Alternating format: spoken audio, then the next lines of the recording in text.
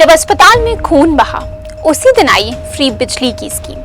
ये इत्तेफाक है या राजनीति? बिहार में एक तरफ अपराधियों का तांडव और दूसरी तरफ नीतीश कुमार का यू टर्न चल रहा है। क्या फ्री बिजली का ऐलान अपराध से ध्यान भटकाने की रणनीति है?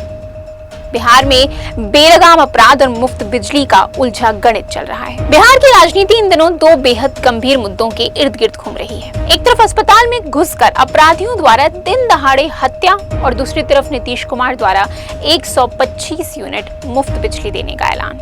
ये दोनों घटनाएं एक ही दिन 12 जुलाई 2025 को सामने आती हैं, जिसने राज्य की राजनीति और प्रशासन पर बड़ा सवाल खड़ा कर दिया है। पटना के प्रतिष्ठित पारस हॉस्पिटल में 5 हथियारबंद अपराधी घुसते हैं और वहां इलाजरत एक विचाराधीन कैदी को गोली मारकर फरार हो जाते हैं। ये पूरी घटना सीसीटीवी में रिकॉर्ड होती है, लेकिन हैरानी की बात यह है कि सुरक्षा व्यवस्था नाकाम रहती है।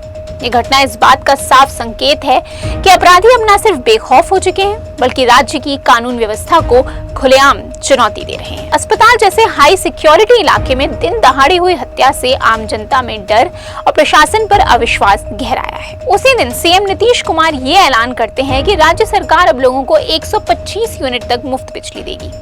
इस ऐलान ने सबको चौंका दिया, क्योंकि नीतीश कुमार अब तक मुफ्त योजनाओं के खिलाफ माने जाते रहे हैं।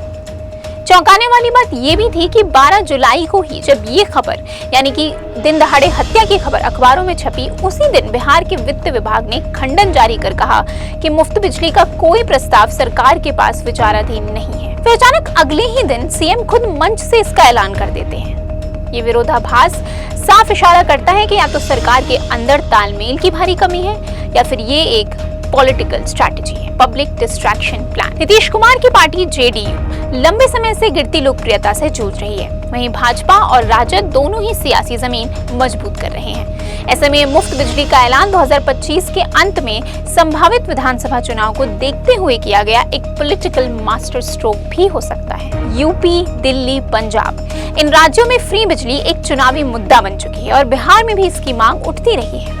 नीतीश कुमार का यू टर्न बताता है कि अब वो भी रेवड़ी कल्चर की राजनीति में उतर चुके हैं। फिलहाल बिजली विभाग की ओर से अभी तक कोई आधिकारिक गजट नोटिफिकेशन जारी नहीं किया गया है। फाइनेंस डिपार्टमेंट के खंडन के बाद भी स्पष्ट नीति सामने नहीं आई है। पावर कंपनियों को भी मुफ्त बिजली को लेकर कोई दिशा निर्देश नहीं दिए गए हैं। इसका मतलब यही है कि अभी ये महज राजनीतिक ऐलान है, जमीनी हकीकत नहीं है। जब एक ही दिन अस्पताल में हत्या और मुफ्त बिजली का ऐलान होता है, तो एक सवाल उठना लाजमी है।